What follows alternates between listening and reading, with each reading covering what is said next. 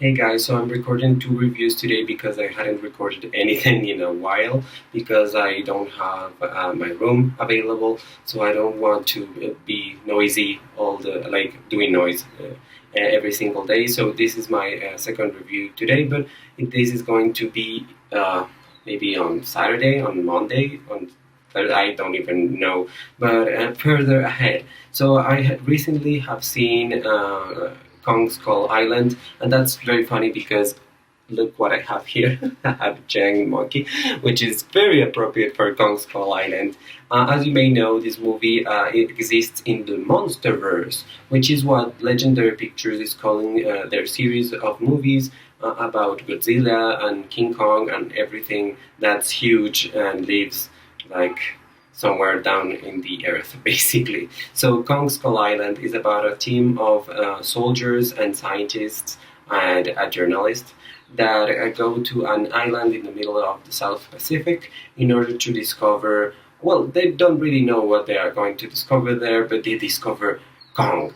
And, Kong is just pissed when they arrived. He destroys everything, but eventually they realize that Kong is a very caring and nice soul, and he protects the people on the island. And that's everything I'm going to say about the movie, and that's not spoiling everything because every single Kong movie is about the same thing. This movie doesn't really bring too many new things to the table, to be honest.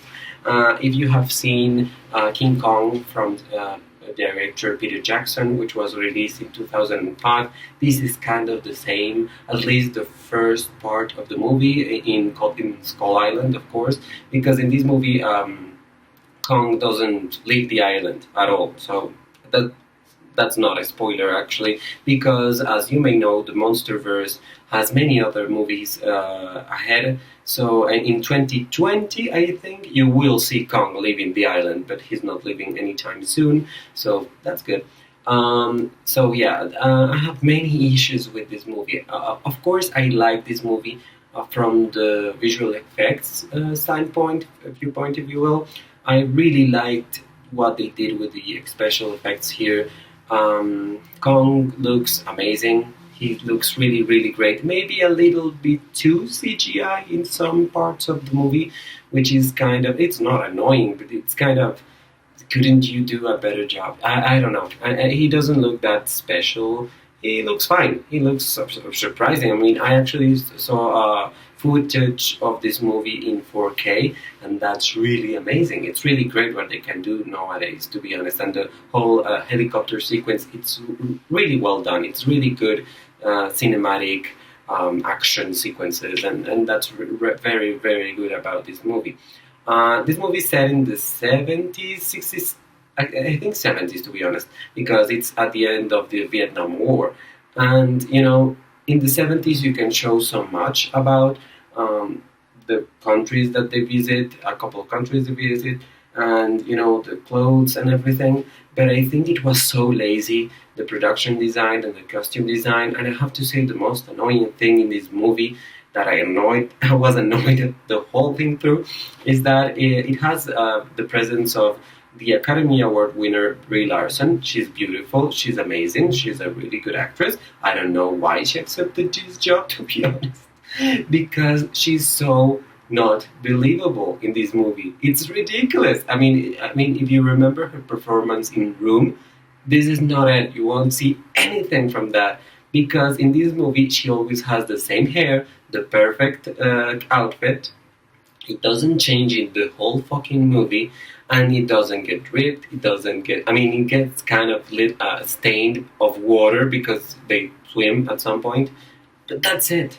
That's the whole thing that happens. And she always has the same hair, and she's in full makeup when she's going to Skull Island, which is so stupid. I mean, it's so ridiculous. And even the guy that plays Loki and Tom Hiddleston, he in every movie he does, he looks so fucking perfect. It's annoying because you know that no one looks like that every single moment in their life. It doesn't make sense. It's the same thing. He has this wavy blonde hair and his beautiful blue eyes, and you know he has a little bit of makeup on. It's obvious. and it's all the way through the movie that happens, and it's just so stupid. I mean, it's like really you're in the middle of a South Pacific island, and you're telling me you're wearing full makeup, really? In Vietnam too. I mean, it doesn't make any fucking sense. And they try to portray him as this tough guy, but there's no reason for you to think he's a tough guy. I mean, he's not tough in any level, but just because he knows how to follow people, basically. I mean, that's it. The best thing about Kong Skull Island, sorry, is the monkey. It's Kong. It's his interaction with his surroundings, not only the other beasts that inhabit Skull Island, but also the tribe that he protects. That's very interesting. And there are some interesting choices in costume design and production design in those parts. It has a very nice photography. Not the best photography I've ever seen in a sci-fi movie, to be honest, but it's good. I mean, it's not overpowering or annoying or just trying to be what it's not. I think it's very good, to be honest. I enjoyed it. The editing is fine too, especially in the action sequences. Of course, it's really good in those parts. The sound is amazing. It's simply amazing. It's just majestic. It's very well recorded. It has very good things about it, this movie, but always in the technical departments, if you will.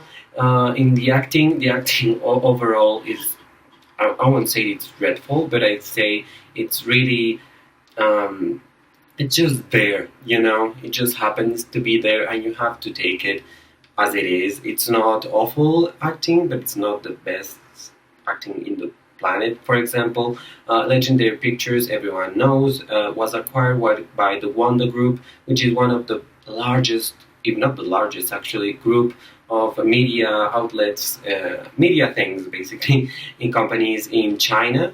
So they always try to put Chinese talent in these movies, and there is a lot of Chinese talent in the crew of this movie, which is really great because the Chinese know their stuff. So they put a Chinese actress called Jane Tian, sorry, and it baffles me why they put her in that in the movie, because if you have the power to say, okay, I want a Chinese person here and I want her to be a character of any importance in this movie.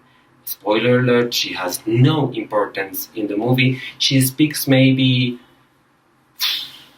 4 words in the whole movie. I mean, really. No, I'm not really exaggerating. You can see this movie and she barely speaks. It's very, very, very annoying. Not only because it was a Chinese actress that the Chinese put her there. That's not the annoying part.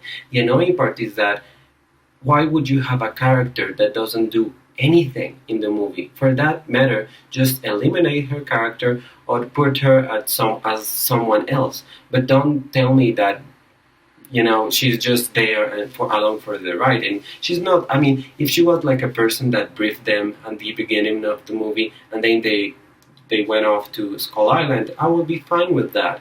But she's not that. She's all along with them the whole time, and she never gets killed. I mean, that doesn't even make sense. I mean, at least if she got killed, you will be like, oh well, something happened to her.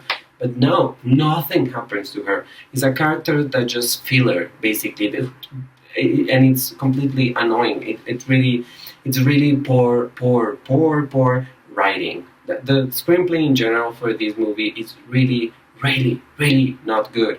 It's really dreadful. It's not. It's very lazy, and it's obvious that they just wanted to present Kong to us and his powers, and his might and his height, basically, and how huge and enormous and powerful he is, and that's it. Because we're going to see this monkey again in another movie, so of course they want us to think about that and remember that. But all these characters, they don't give. I mean, we could give a fuck about all of them, to be honest. Why? Because this happens in the 70s. When the movie before this, which was Godzilla, directed by Gareth Edwards, that movie was in the present day. So yeah, that's 40 years, more than 40 years even. So all these characters must be really old when Godzilla attacks the US, basically, or they're dead. So yeah, and I mean they find, for example, the best character in the movie is portrayed by John C. Reilly, who's a pilot that landed in Skull Island with a Japanese pilot. They were fighting and they just landed there in the Second World War, and they became friends because they learned that Kong was protecting them from the creatures, the rest of the creatures in Skull Island. And he has a really nice thing about him that he made friends with his enemy, and then he went home. And he thought it was going to be really weird, but it wasn't. And that's very surreal and unreal, but whatever. And of course, he's not going to be in the rest of the movies because he's dead. He's like, I don't know, how old is he? Like 60 in the 70s? So he's dead now. I mean, he's dead. So that's he's a nice character, but why would you put it? I mean, just to feel bad, I guess. I don't know. Many of these characters are very inconsequential, so I don't know why they did this in the 70s. They could have done it more recently. I think it would have meant it wouldn't have had the vibe it had for the Vietnam War and everything, but they could have done a better job at this movie. Samuel L. Jackson is actually in this too, and he's annoying again. I mean, he's always portraying basically the same person, which is kind of not great. He's a great actor. I don't know why he keeps doing these gigs that are always the same, and it's a shame because he's really great. So yeah, this movie, the following movie will be Godzilla, God of Monsters, because yeah, you have to sit at the end of this movie to watch the post-credit scene because that's a big intro to Godzilla, King of Monsters, which will have the girl from Stranger Things and Vera Farmiga, who I love. I mean, it's Vera Farmiga, and Ziyi Zhang from Memoirs of a Geisha, and a ton of other actors. And then it's Kong, Godzilla versus Kong, no, it's Godzilla versus Kong in 2020, I think. So that's going to be amazing. And yeah, I hope you like this movie. I don't know. I didn't hated it, but I don't really like it that much, to be honest. So yeah, whatever. Please comment down below what you thought about this movie. Please share this review in all your social media and subscribe to my channel. Please, let's get to those 100 subscribers. Thank you so much.